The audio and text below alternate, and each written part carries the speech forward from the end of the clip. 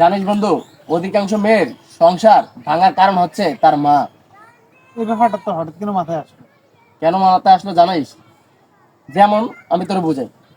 একটা ছেলে একটা মেয়েকে যখন বিয়ে করে, বিয়ে করার পরে তখন ওই মেয়েটাকে নিয়ে যায় তার শ্বশুর বাড়িতে।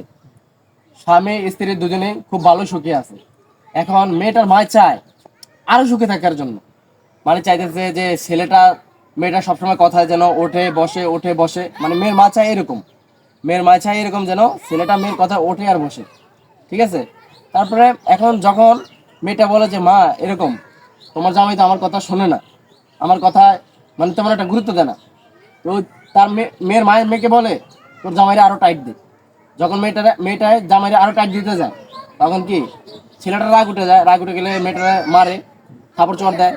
থাপড় চোপড় দিলে তখন মানে মেয়েটার মাকে ফোন দেয়, হ্যালো মা, তোমার জামাই আমাকে মারছে। কি এত বড় সাহস আমার মায়ের মারছে? আর এত বড় সাহস আমার মায়ের মারছে? আমি কি আমার মায়ের কি বাতের বাবা বিয়ে দিছি নাকি? ঠিক আছে। তো এটা কইরা মানে কি মেয়েরা বুঝলেন থেকে মেয়েরা আরো সাহস দিতে হবে।